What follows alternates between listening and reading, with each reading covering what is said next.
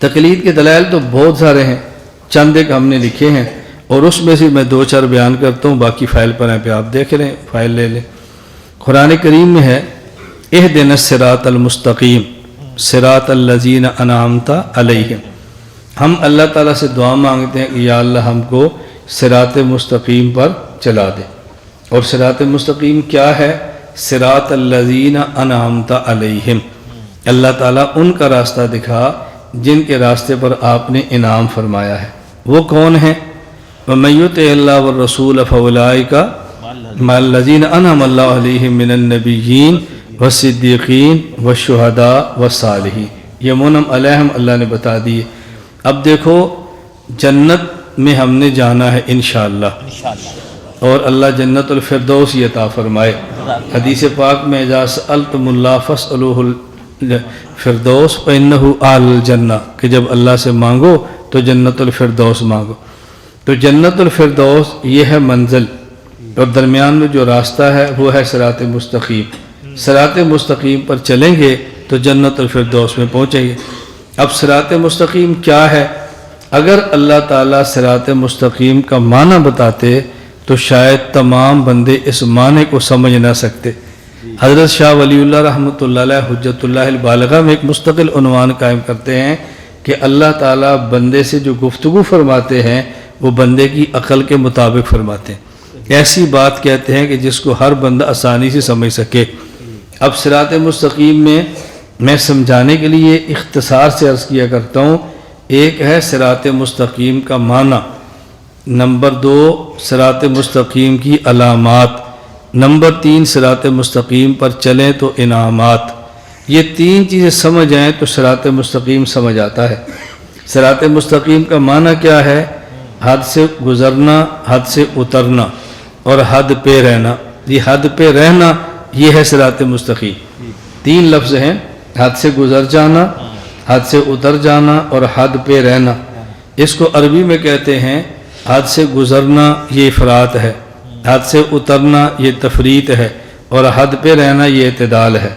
اور شریعت میں کہتے ہیں حد سے گزرنا الحاد ہے، حد سے اترنا بدعات ہے، اور حد پہ رہنا یہ ہے صراط مستقیم، جسے ہم اہل سنت والجماعت کہتے ہیں۔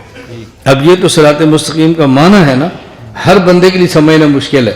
مثالیں دیں پھر اس کو لمبی بات کریں۔ نمبر 2 صراط مستقیم کی علامات، تو اللہ نے معنی نہیں بتایا، اللہ نے علامات بتائی ہیں کہ صراط مستقیم کی علامات کیا ہے۔ اب دیکھو مشرکین نے نبی کریم صلی اللہ علیہ وسلم سے پوچھا تھا کہ اللہ کیا ہے، اللہ کیا ہے؟ اب بتاتے اللہ کیا ہے تو مشرک کیسے سمجھتا؟ اللہ تعالیٰ لیس بجوہر ولا بجسم، یہ ولا عرض ولا طویل ولا عریض، یوں تعریف ہوتی۔ عجیب بات یہ ہے کہ جب دنیا میں ہر چیز کی تعریف وجودی ہوتی ہے اور اللہ کی تعریف سلبی ہے، یہ عجیب بات ہے۔ دنیا میں جس کی بھی تعریف کریں گے نا، انسان کیا ہے یہ ہے، حیوان کیا ہے یہ ہے، اللہ کیا ہے، اللہ کی تعریف یہ ہے، نہ جوہر ہے، نہ جسم ہے، نہ عرض ہے، نہ طویل ہے، نہ عریض ہے۔ اللہ کی تعریف یوں ہوتی ہے بس۔ اللہ کی ذات کا معنی اس کے علاوہ کوئی بندہ بتا نہیں سکتا۔ تو اگر پوچھا اللہ کیا ہے، یہ بتاتے تو سمجھانا مشکل تھا نا۔ جوہر نہیں، اچھا جوہر کیا ہے؟ جسم نہیں ہے تو پھر جسم کیا ہے؟ مشکل تھا۔ فرمایا ان کو یہ بتاؤ قل هو اللہ احد، تم یہ نہ پوچھو اللہ کیا ہے، تم یہ پوچھو اللہ کون ہے۔ یہ نہ پوچھو اللہ کیا ہے بلکہ یہ پوچھو اللہ کون ہے۔ قل هو اللہ احد اللہ الصمد، تو اللہ کی صفتیں بیان کر دی ہیں۔ تو یہ نہیں بتایا صراط مستقیم کی تعریف کیا ہے، نہ بلکہ صراط مستقیم کی علامت بیان فرما دی ہے کہ صراط مستقیم کی 4 علامتیں ہیں۔ نمبر 1 اس راستے پر نبی چلے، نمبر 2 اس راستے پر صحابی چلے، نمبر 3 اس راستے پر شہید چلے، نمبر 4 اس راستے پر اولیاء چلیں۔ یہ 4 علامتیں بیان فرمائی ہیں۔ اور 4 بیان کیوں فرمائی ہیں؟ اگر اللہ تعالیٰ فرماتے اس راستے پر چلو جس پر نبی چلیں تو فیصل آباد والے کہتے یہاں تو نبی ہے ہی کوئی نہیں۔ اللہ فرماتے اس پر چلو جس پر صحابی چلیں، جب نبی نہیں تو صحابی کہاں سے؟